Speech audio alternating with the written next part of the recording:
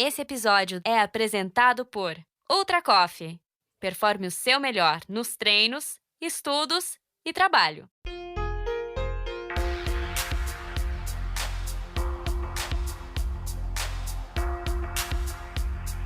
Bem-vindo ao MTB Pass, um podcast que te leva para dentro do mundo do mountain bike.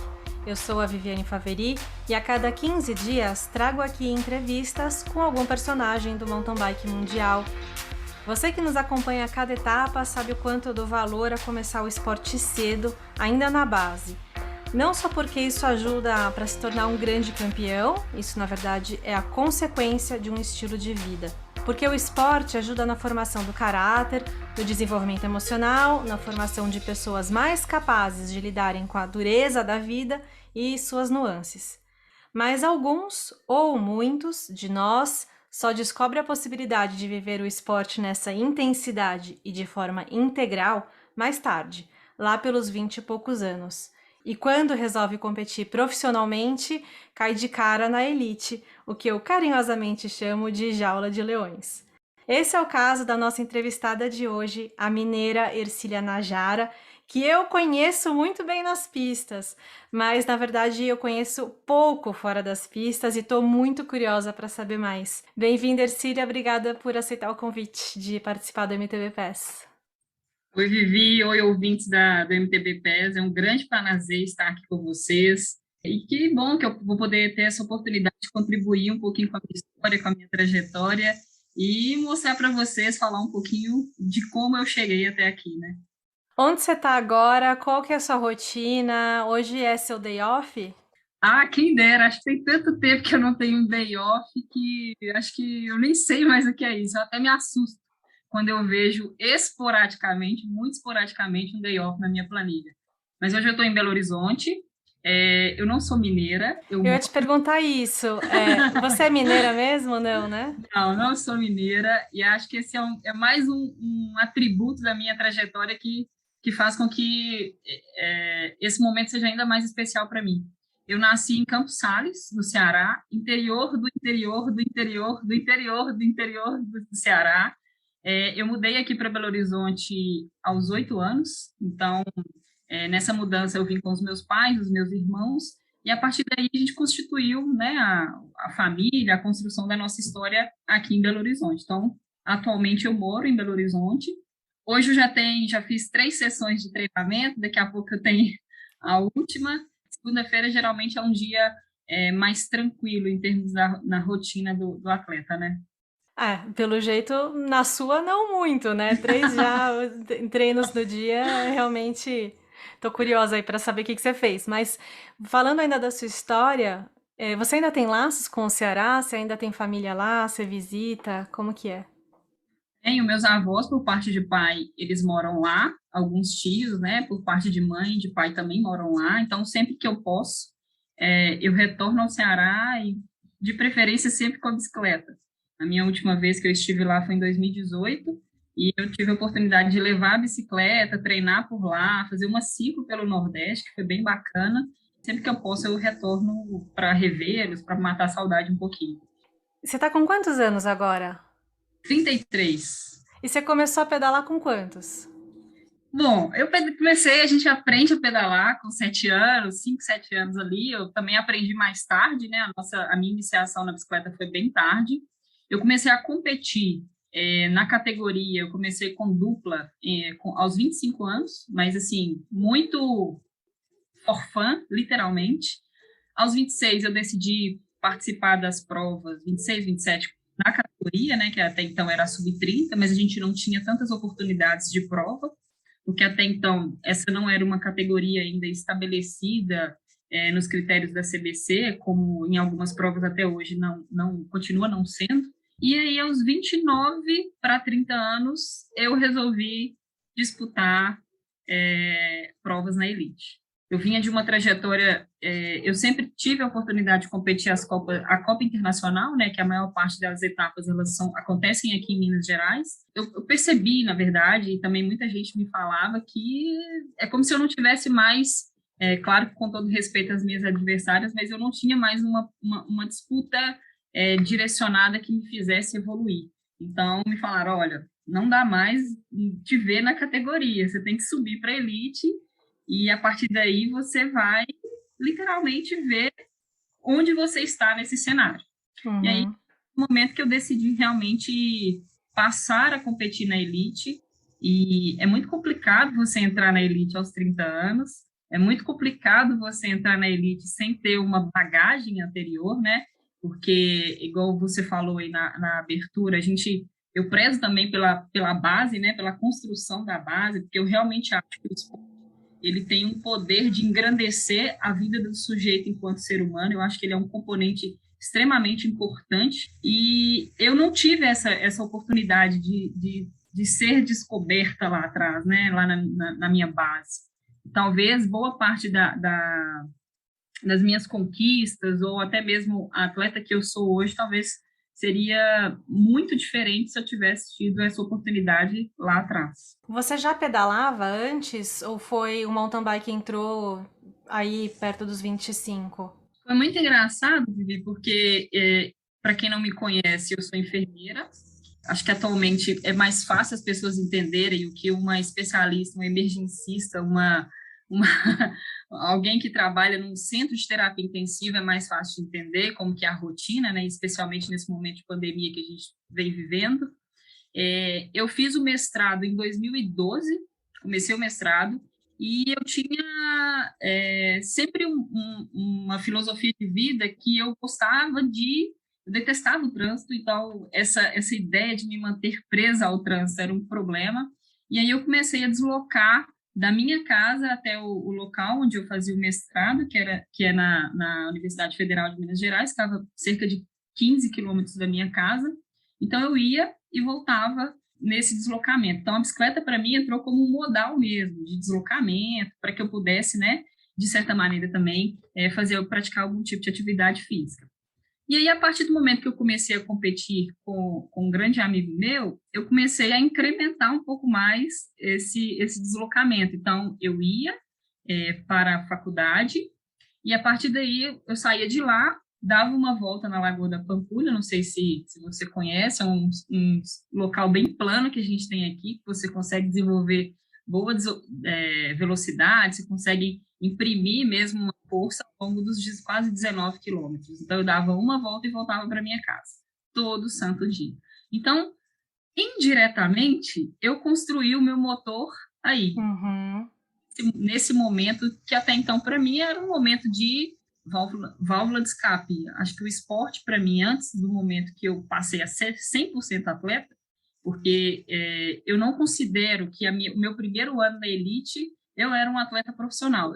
Sempre me considerei uma amadora extremamente focada e determinada, porque eu tinha um doutorado, eu tinha 2 ocupações como professora e uma ocupação como coordenadora para dividir todo o meu dia com os treinamentos ainda na bicicleta. Então, assim, foi um momento bem complicado para mim, mas que realmente me engrandeceu muito e fez com que eu desenvolvesse competências emocionais que hoje eu vejo que são extremamente importantes na disputa das provas. Muito bom, muito bem falado.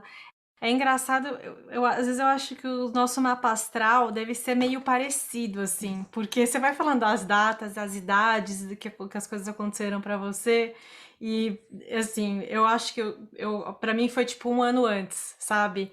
E teve a fase de 2015, quando eu ganhei o meu primeiro título nacional, que eu tive que conciliar também o trabalho com o treinamento, né? Acordar de madrugada. Hoje eu tava lembrando, eu falei, cara, eu acordava às 4h20 da manhã para ir treinar. Eu vivia querendo mais tempo para pedalar e para descansar e para me alimentar melhor. Hoje eu olho para trás e vejo o valor daquela fase, porque eu estava tão feliz com o que eu fazia além da minha ocupação profissional, que era o esporte, que o esporte era leve, tinha uma fluidez muito grande. Você sentiu isso quando você saiu do amador, vamos colocar assim, e se dedicou 100% à carreira de atleta profissional? Em algum momento teve essa desvantagem de você falar, puta, meu, agora isso é minha profissão, não é mais, Uhum. eu não posso mais sair para pedalar com aqueles amigos. Ou você consegue equilibrar isso hoje?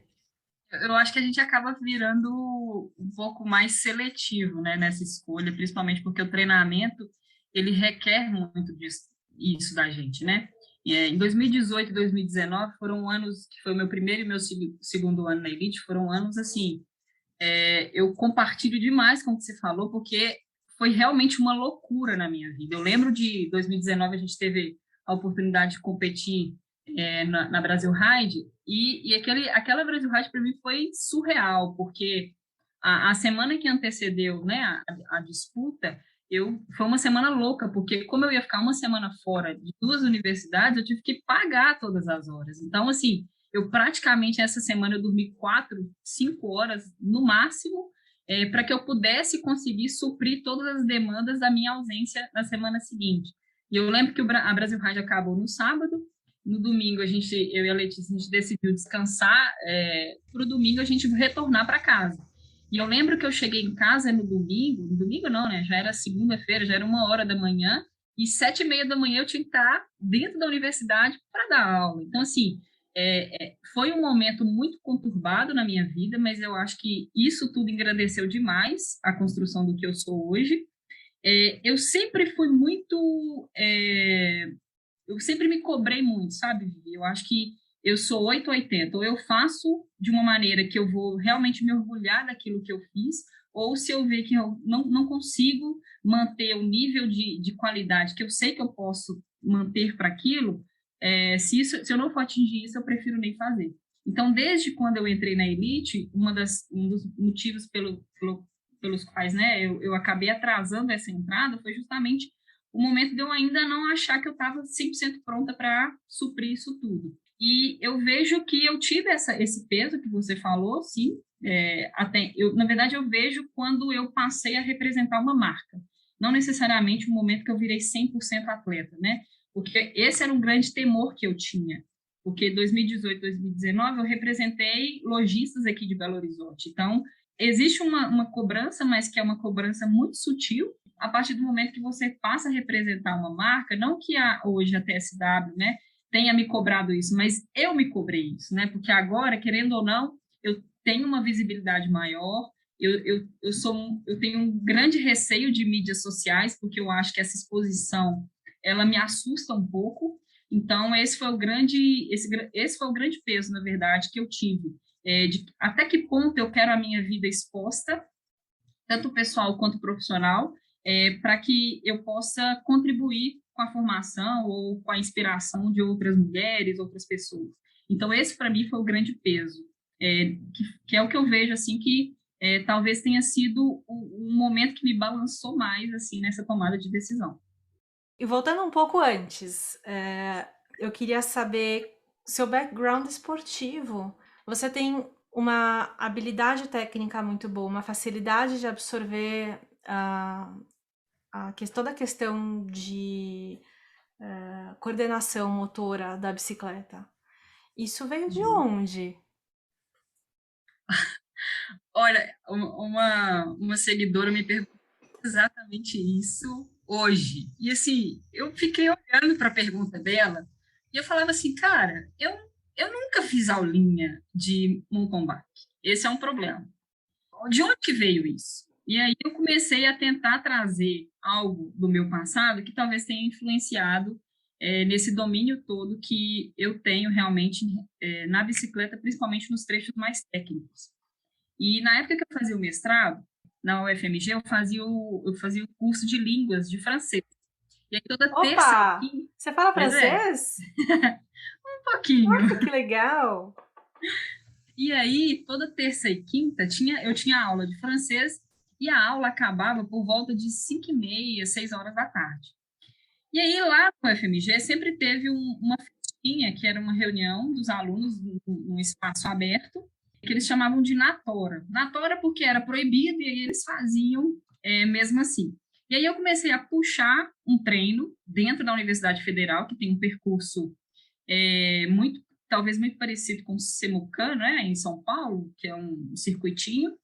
E nesse período, né, a partir das 6 horas da tarde, eu era responsável, eu era a madrinha do pedal. E aí esse pedal ganhou grandes proporções, então toda terça e quinta a gente reunia mais e mais pessoas, e esse pedal passava por alguns trechos de mata fechada, e eu acho que a ausência da luz, né, porque a gente iluminava o percurso só com a luz de farol e tudo mais. E eu acho que esse período de treinos, né, na verdade, desse pedal, toda terça e quinta, contribuiu bastante, porque nos trechos técnicos eu simplesmente fazia de uma maneira que eu não consigo te explicar. Eu acho que a minha personalidade ela é muito, muito destemida, e eu não vejo nada que possa me segurar. Se me segura, eu acho que isso me dá mais impulso para tentar. E a partir daí, desses treinos, quando eu também comecei a treinar, eu sempre busquei percursos mais técnicos, porque eu gosto do circuito e ele me desafia. Acho que transpor uma barreira, transpor algum tipo de obstáculo é algo que me impulsiona e não me faz regredir. Mas eu nunca fiz aula de saltos, eu nunca fiz absolutamente nada. Essa base mesmo que a gente fala no mountain bike, infelizmente eu não tive, mas eu sou do tipo de pessoa que aprende demais assistindo, ouvindo. Então, sempre que alguém contribuía em algo sobre aquela minha performance, eu realmente tentava fazer da forma como a pessoa estava sugerindo e, obviamente, eu tentar trocar essas informações para que eu pudesse progredir. Você encontrou prazer nessa rotina de atleta profissional? Encontrei. Eu vejo que aquilo que para mim foi uma válvula de escape, porque eu costumo, só para você entender, dividir os meus anos, assim, os 4 anos na elite, né? O primeiro ano, que foi 2018, eu queria entender onde que eu estava, né? Porque eu saí de uma categoria onde eu vencia tudo e eu iria para, igual você falou, para o covil dos leões, literalmente. Então, eu lembro que eu sempre fui muito explosiva, minha musculatura tem uma resposta absurda, principalmente em largada, eu sempre vou largar muito forte, e eu lembro de largadas que eu fiz na Copa Internacional em São Paulo, em Araxá, que meus amigos gritavam, e eu sabia, né, você está ali concentrado, mas você ouvia aquele ruído, e eu sabia a importância daquilo que eu estava gerando para eles, porque eu era uma pessoa extremamente amadora, né, sem praticamente nenhum tipo de recurso no primeiro ano na elite fazendo aquilo. Em 2019, eu queria dar trabalho, eu queria te dar muito trabalho em 2019, eu queria tirar muito ponto em E 2019. deu! Parabéns! Você foi uma competidora muito legal, porque me tirou. Eu já não estava numa zona de conforto, né? Aí, mais ainda, então exigiu que eu entendesse mais sobre competição, que eu entendesse mais sobre disputa, que eu entendesse mais sobre estratégia, que eu me conhecesse melhor. Por que que eu tô errando aqui se eu tô tão forte, né? Então, assim, isso é muito legal e eu queria muito dar continuidade a isso, porque eu tava crescendo muito, sabe? Então, assim, pra mim, falando agora um pouco da nossa relação, né? Que eu acho que passa muita coisa legal pra quem ouve, é o que a competição, onde a competição realmente tem seu valor. São esses momentos em que a gente tem uma adversária que te exige o melhor de você e exige que você evolua e que você enxergue seus pontos fracos e trabalhe. Então é um trabalho constante de aperfeiçoamento, né? Então, uma das coisas que eu mais tenho saudade, ou não é nem saudade, porque não é um prazer, mas é uma coisa que eu gostaria de continuar tendo, de ter mais na minha vida, é essa oportunidade de disputa para continuar esse aperfeiçoamento, essa evolução. Acho que isso é o melhor do esporte. Sem dúvida, e eu acredito muito nisso. Eu sei que a minha entrada na elite, principalmente em 2019, participando de provas a nível nacional, porque até então, em 2018, eu só conseguia participar da Copa Internacional, e aí boa parte das atletas, né, vinham para Minas, então eu já estava aqui, então era a forma como a gente tinha de se encontrar. Mas em 2019 eu já saí, então tinha prova em São Paulo, Goiânia, em todas elas eu estava, Curitiba, Então, assim, eu tive essa oportunidade. E eu sei que você competir, e aí especificamente, né, eu de fora, olhando a minha presença na elite, é uma pressão. Eu sei, eu entendia isso, eu via isso. Em todas as atletas com as quais eu disputei, principalmente em 2019, algumas se sentiram à vontade de conversar isso comigo. Olha, Cida, tem dia que eu não estou a fim de treinar, e isso é perfeitamente natural, mas eu fico pé da vida porque eu mexo no Instagram e você já treinou. E aí, 30 minutos depois, você está dentro da universidade, você tirou uma foto de salto alto e dando aula. Então, eu sei que eu tenho que ir treinar, mesmo que naquele momento eu não queira treinar.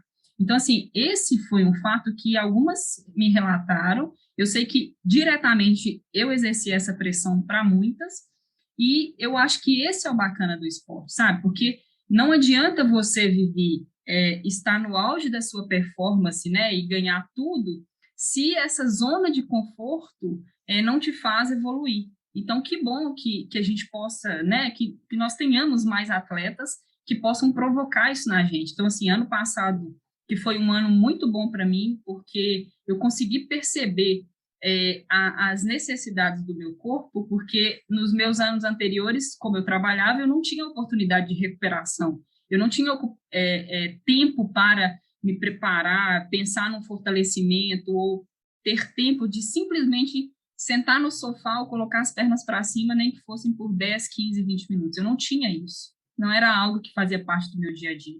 Então, ano passado, eu consegui perceber a importância disso.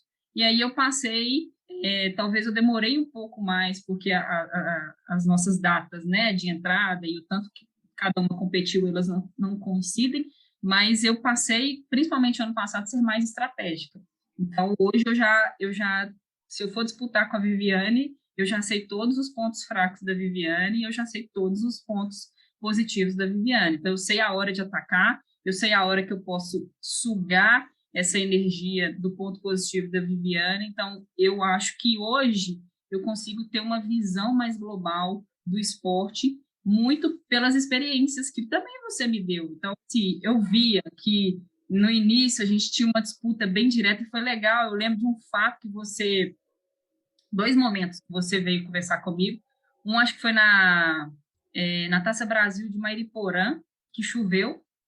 Eu torci para a chuva, eu adoro pedalar na chuva, e eu lembro que você veio me perguntar a calibragem do meu pneu. Eu achei essa pergunta fantástica, porque você vê que realmente é algo que o detalhe que você passa a prestar atenção. Então, você já estava no nível de competição que o detalhe do detalhe é que vai fazer a diferença. Então, eu entendi aquela pergunta dessa maneira. Poxa, eu sei que ela está se preocupando com o detalhe do detalhe. Hoje eu acertei a calibragem, mas talvez amanhã ela acerte e eu erre.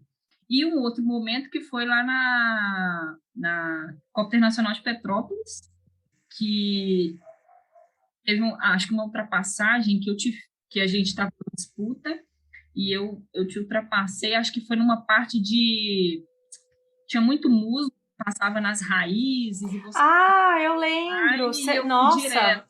aquela pedra que eu nunca tinha zerado, que eu nunca conseguia zerar, e eu tinha uma raiva daquela pedra. Você sabe que é um step up, né? De certa forma. Uhum.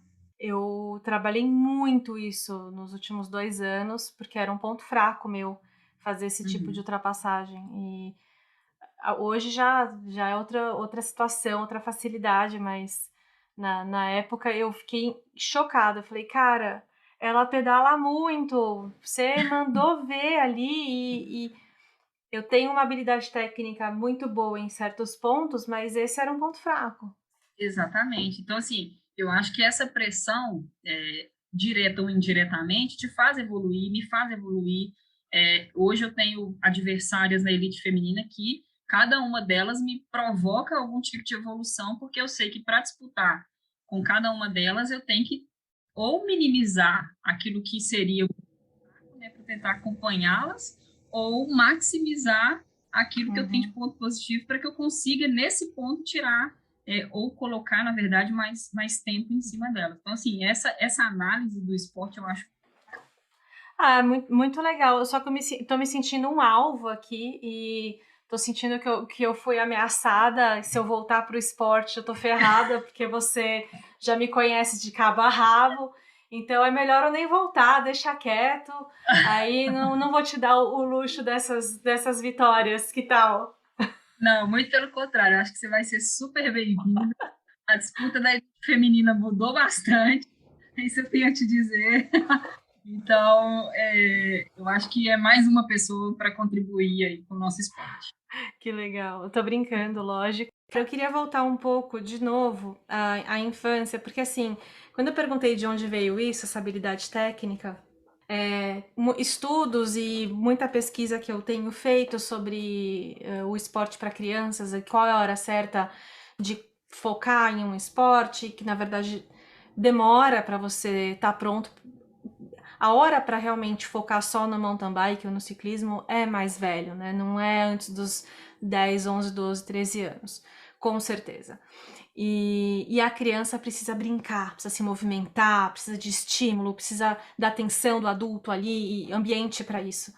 Você teve isso na sua infância? Você consegue lembrar? Ou então, pelo menos, levar isso de reflexão e me contar depois, putz, Vivi, eu lembrei que eu jogava bola com o vizinho toda semana, ou que eu subia na árvore da casa da minha avó. Porque deve ter tido aí um espaço de brincadeira, né? Não, eu tive muito espaço de brincadeira. Eu lembro que quando eu mudei para Belo Horizonte, a gente morava numa casa que ela estava localizada numa rua sem saída. Então, era a rua fechada. E tinha muita criança na rua.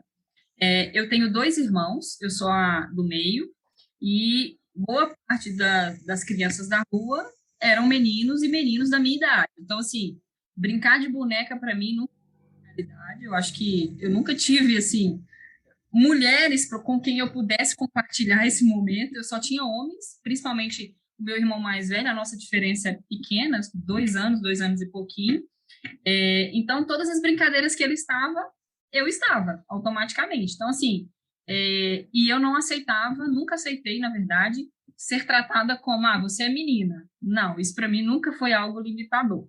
Então, assim, se a brincadeira era futebol, eu jogava futebol. Não vou falar que eu jogava futebol igual menino, porque senão eu vou acabar caindo na mesma contradição que eu acabei de dizer, né? Mas eu queria que eles me tratassem da mesma forma como eles estavam tratando os outros meninos. Então, esse foi o meu espaço. A minha infância foi realmente uma infância, onde eu tive oportunidades de brincadeiras realmente daquele momento da minha infância. Então, roubar bandeira, pique-esconde, patins, bicicleta, corrida, bola, pular de árvore e tudo mais. Eu sempre fui muito espoleta.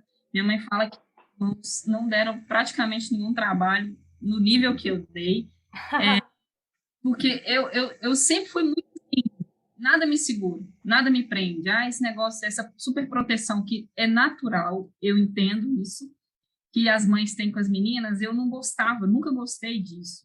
Por que ele pode e eu não posso? Eu era esse tipo de pessoa, eu sempre questionava isso. Por que ele pode e, ele não, e eu não posso? Porque ele é homem. Mas e daí que ele é homem? Que diferença tem? Então, assim, esse espaço da brincadeira eu tive demais, demais. Na minha infância, meus pais não tinham condições, então a gente não tinha, que hoje é tão natural, né? Videogame, computador, a gente não tinha isso na nossa época. Eu lembro que a gente, como a rua era fechada, todas as mães das crianças saíam, então minha mãe ficava conversando, a gente ia dormir 2 horas da manhã, brincando de pique-esconde na rua, que naquela época era possível. Hoje, infelizmente, com as condições de segurança que a gente vive, né, não é mais essa proximidade, essa oportunidade para muitas crianças, são lampejos, né? Um fim de semana, alguma coisa. No meu caso, não. Era realmente todo santo dia. Chegava da escola, fazia o para casa assim, ó, rapidão, comia e já ia para a rua. Então, assim, isso é muito latente para mim, essa lembrança. Eu diria que essa foi a sua base, né? Foi, sem dúvidas. Não tenho dúvidas. Sem dúvidas. É curioso, assim, sem me aprofundar muito nessa parte, no tipo de ambiente que você cresceu, que eu imagino que deve ter sido muito machista, assim como eu e a maioria de nós. É legal ver que você entrou numa carreira muito dominada pelo feminino, né? Então, assim, É, interessante ver o seu caminho de evolução e talvez a importância de você ter feito essas escolhas para ser a mulher que você é hoje, né? Com uhum, maturidade, uma, enfim, me parece uma pessoa muito com os pés no chão, com uma visão muito boa e clara das coisas. Então, uhum. é legal isso. Falando um pouco da parte física, da explosividade versus treinos mais de volume, fibras vermelhas ou brancas, né? Aquela história. Você começou correndo dupla mista, então era maratona, certo? Sim, boa parte, E sim. aí, onde que você descobriu o seu talento para o XCO e que sua explosividade era especial? Uhum. Foi naqueles treinos na UFMG que eu encontrei nesse treino que eu era madrinha o que seria a minha dupla no futuro. Então, ele sempre falava, olha, eu não conheço nenhuma mulher que pilota uma bicicleta igual a você. Então, esse momento, para mim, foi um momento de start. E vários amigos e falavam, olha, aquele circuito é a sua cara, você gosta daquilo, vai e vamos ver o que você aprontar. E aí eles fizeram uma rede mesmo, me ajudaram, né, pagar a inscrição, vou te levar de carona, você fica comigo no hotel.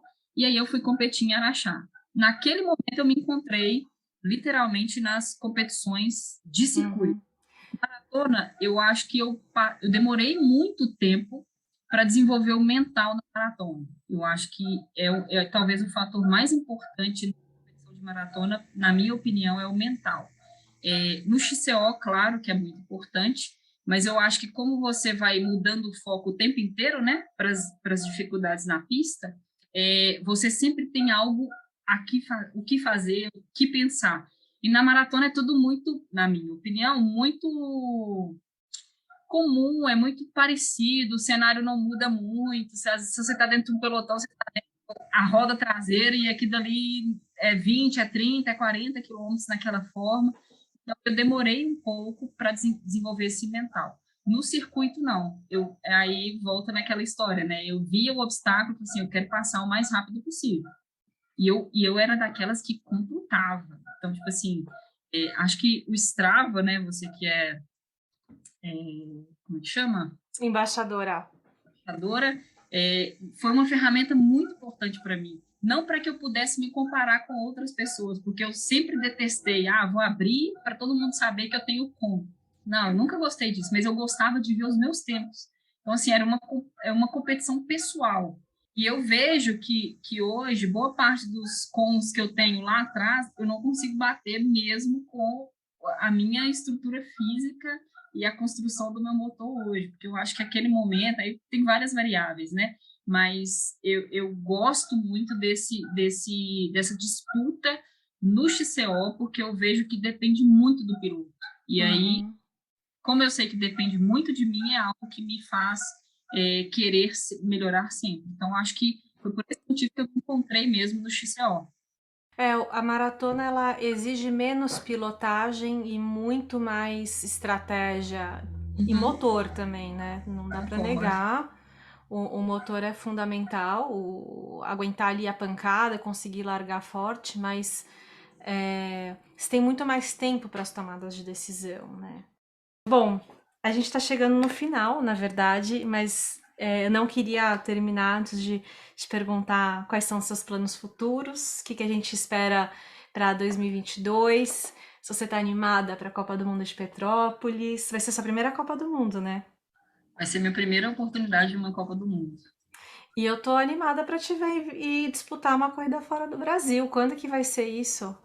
Bom, planejamento para 2022 está bem audacioso. Basicamente, nesse primeiro momento, eu estou me preparando para essa primeira disputa. Ainda não sei se o Pan-Americano vai acontecer. Então, seriam as duas grandes disputas para esse primeiro semestre. Eu estou muito, muito eufórica com a possibilidade de estar numa Copa do Mundo e principalmente que a minha primeira seja aqui no Brasil. Eu acho que isso tem um valor muito grande para mim, enquanto atleta profissional, e principalmente para o nosso esporte. Bom, os meus planos para esse ano. Ano passado eu aprendi a ser mais estratégica, e aí faz todo sentido você sentir que você tem o alvo, mas esse ano o meu foco é ganhar. Então, é lógico que o meu objetivo primário nunca é ser campeã, nunca coloco isso como meu primeiro objetivo, mas sim que eu possa ser melhor do que eu fui ontem. Então, se isso vai me colocar no primeiro lugar ou não, é uma consequência de uma preparação que eu estou muito focada nesse momento.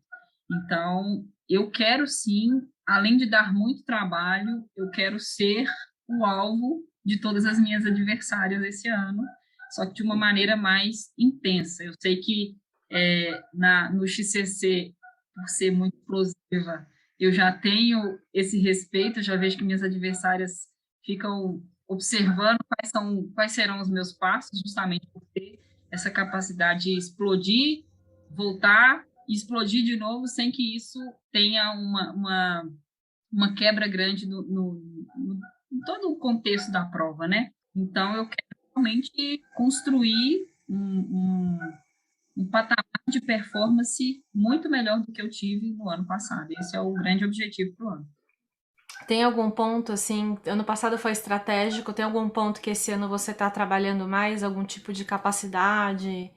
Eu quero ser mais eficaz. Eu acho que, basicamente, nesse momento, eu estou trabalhando a eficiência na minha pedalada. Eu quero transições mais rápidas, eu quero trechos de subida mais intensos e que isso não acabe pagando um pato lá na frente. Então, eu estou trabalhando exatamente isso. Porque eu acho que esse é o grande ponto dessa entrevista, né? Nós não tivemos essa base, a gente não teve esse tempo para desenvolver toda essa mentalidade, ou essa construção física, ou essa capacidade de estratégia, essa capacidade de tomar uma decisão muito rápida. Então, assim, a gente teve que aprender tudo isso. No meu caso, especificamente, se a gente for começar, igual você falou mais cedo, no Brasil é impossível você ter algum tipo de competição que não seja a partir do juvenil, né? A partir, sei lá, dos 15 anos, de fato, para essas crianças, adolescentes. Então, se a gente for colocar 15 anos até os 30, que foi quando eu cheguei, eu perdi 15 anos de uma formação. Então, em 3, 4 anos, eu tenho que caminhar 15 anos que eu não caminhei passo a passo. Então, assim, meus passos nesse momento têm que ser mais largos. Então, a questão estratégica foi muito importante no ano passado, de entender mesmo como competir, como a questão tática é importante, definir metas, mas esse ano eu acho que com a construção desses últimos 2, 3 anos de atleta profissional, eu tenho certeza que dá para dar mais passos para frente. Para terminar, qual que é a sua visão do valor do esporte na sociedade? Por que existe o esporte e quem que se beneficia com isso? Eu acho que é imprescindível. Eu não vejo uma maneira de você encarar a vida sem que você tenha essas adversidades que o próprio esporte nos oferece. Então, saber perder, saber ganhar, a maneira como você tira lições dos bons dias, daqueles dias que você não está na capacidade total, que você não tem uma entrega, que você não consegue transpor os seus limites, de que maneira que as metas, né, e os objetivos que você traça dentro do esporte, a maneira como isso interfere na sua vida, porque ser atleta profissional e ter o esporte como minha profissão, né, o que me faz, que o tempo que eu executo hoje, profissionalmente falando, é em cima de uma bicicleta e, obviamente, com todos as atividades que são importantes fora dela. Eu acho que essa organização, a forma como ele constrói, ele interfere, né? E aí a gente fala do atleta não só o atleta que executa, mas o atleta que é uma fonte de inspiração para tantas outras pessoas. Eu vejo que a minha história hoje, e eu recebo muitas mensagens nesse sentido, porque eu mudei completamente a minha vida, né, Vivi? Eu acho que é muito complicado você fazer um giro de 360 graus na sua vida com algo que nunca foi um foco primário, mas que o próprio esporte foi me levando Então, eu me descobri nessa profissão. Eu vejo que, da mesma forma que eu tive essa capacidade de tentar algo novo, outras pessoas podem ter. Então, essa é uma oportunidade. O esporte nos dá essa capacidade de resiliência, essa capacidade de você se autoconhecer de uma maneira que isso pode provocar mudanças extraordinárias na sua vida. E eu sou muito, muito grata ao esporte por causa disso. Muito bom. Que legal te conhecer mais, conhecer sua história e entender sua motivação, entender essa força de dentro gigantesca e que quer muito. Obrigada por compartilhar com a gente.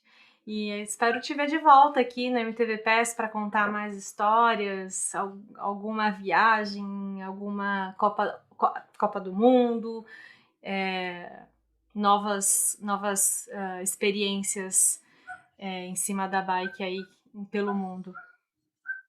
Eu queria agradecer o convite, eu me diverti muito na conversa. Eu acho que quando a gente tem a oportunidade de compartilhar aquilo que a gente viveu e, de certa maneira, ela tem pontos, né, de proximidade com a sua história, eu acho que a gente consegue tornar esse momento muito mais sutil. E estou à disposição do canal, estou à disposição de você, o que você precisar, e outras pessoas também que, de alguma maneira, querem engrenar no esporte, seja do ponto de vista profissional ou simplesmente do ponto de vista de escape ou uma atividade física, né? Eu estou à disposição para ajudar aí a pessoa a executar e fazer da melhor maneira possível. Muito, muito obrigada pelo convite, eu adorei. Show de rodas. Valeu! Obrigada.